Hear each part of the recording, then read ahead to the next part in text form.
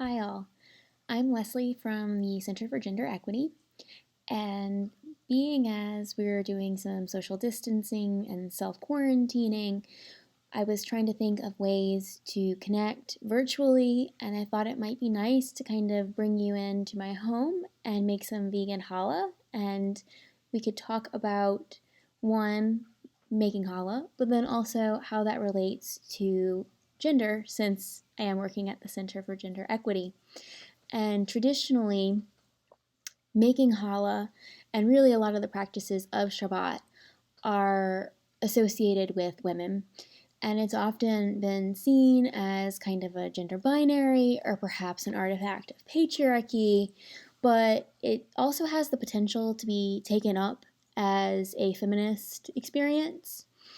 And I see the practice of Judaism and doing things like the ritual of making challah as the site of possible liberation.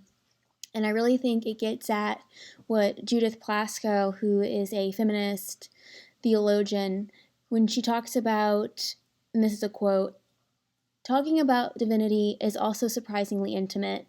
Unless we simply repeat what we've been taught, it is not possible to speak about what we believe about goddess or God without saying something important about ourselves, revealing our deepest convictions, end quote. And that's from Goddess and God in the World, Conversations in Embodied Theology.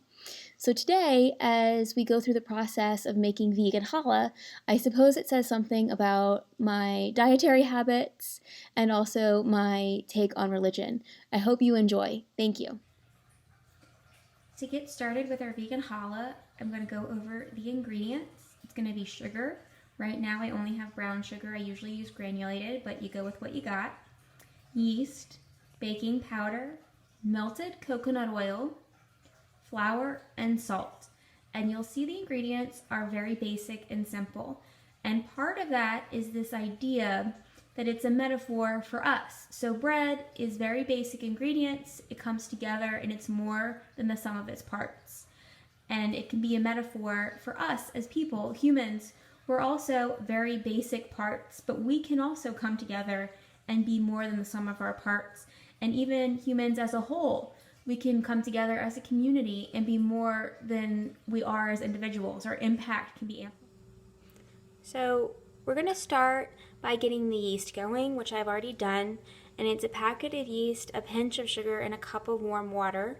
And you leave it for about 5 minutes so it can bloom. So you can see how it's getting nice and bubbly. It's blooming. And this process is what we call proving. So we've proved that the yeast is still good yeast. And once it's bloomed, we're going to go ahead and add 2 tablespoons of coconut oil to this. In a separate bowl, I have 3 tablespoons of water.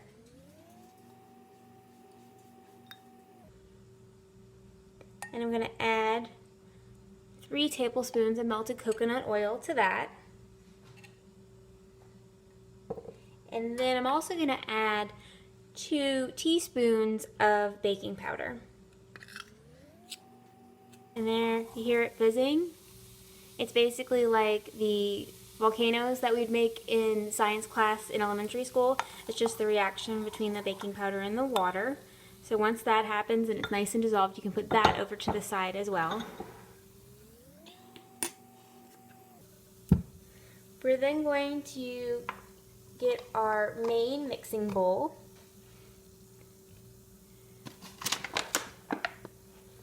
And to that, we're going to add 3 cups of flour. And my brother's actually a chef, so I can hear him if he watches this saying, "Leslie, you should have weighed the flour." But this is what we're going with. But keeping in mind that the weight of this flour might vary depending on how much we pack the cups. So a cup of flour might weigh more depending on how tightly it's packed. So I'm going to actually have a little bit of flour off to the side since we might need to add a little bit more.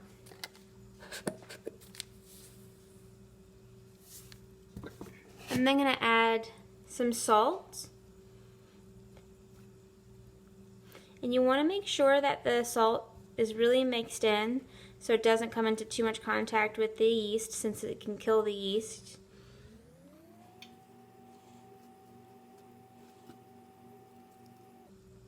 We're then going to make a little bit of a well and add our water coconut oil baking powder and our bloomed yeast.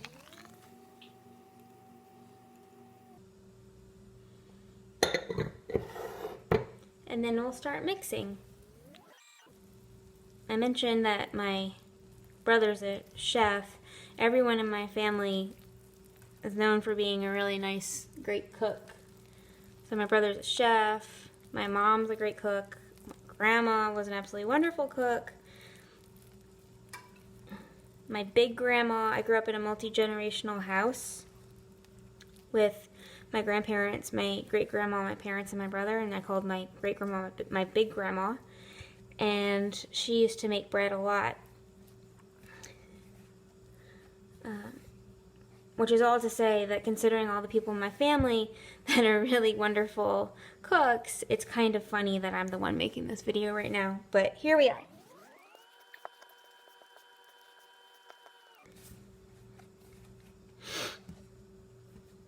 I'm going to tip this out so I can knead it. Keeping in mind that I've cleaned my countertop, you want to make sure you wipe it down if you're going to do it like this.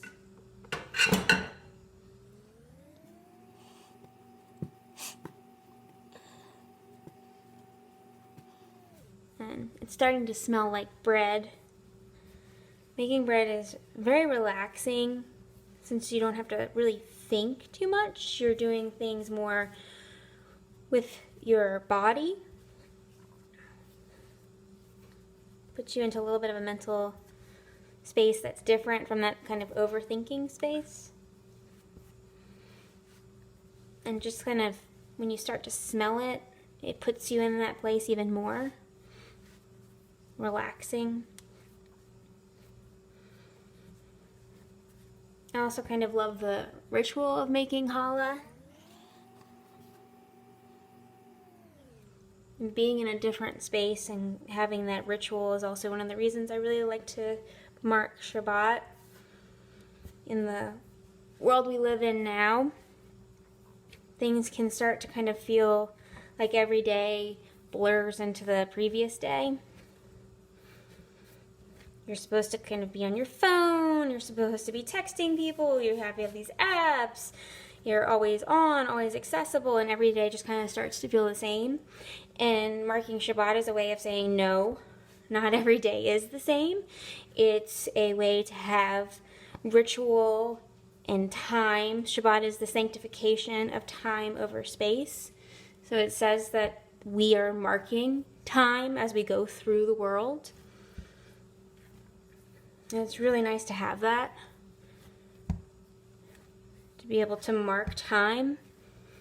To make something sacred and holy. Regardless of your relationship with divinity, whether you're traditionally religious or an atheist, I think it's important to mark time and to make things sacred and holy. My feeling is that it's kind of like we're the humans, we're the ones that are able to sanctify, to call that out, to name that, to create that space in our lives. And marking Shabbat and making challah is a way of doing that. Especially now in this time of social distancing and self-quarantining, it's important to make space, make time, have ritual. It's good for mental health to have that kind of routine.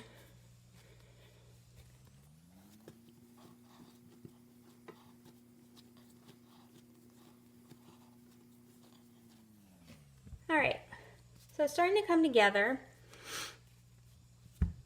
And you can tell it's coming together when you press on it and it starts to bounce back. It means that the gluten is being activated. And you'll know that your bread is done when it's coming together, it's bouncing back, so the gluten's activated, and it starts to kind of feel, people call it a baby's bottom, but smooth, soft, yet firm.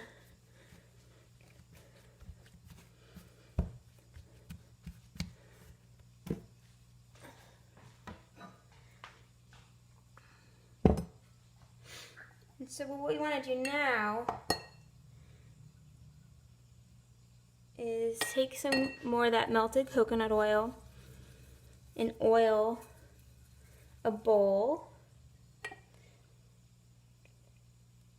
You also want to oil the top of the dough. And then this is so it doesn't get all sticky when it rises. And what we're going to do now is we're going to cover this and put it in a warm space until it doubles in size, which will be about 2 hours. And my big grandma, who I mentioned earlier, she used to put it in the laundry room. The laundry room didn't have air conditioning, so it was nice and warm, and that worked great.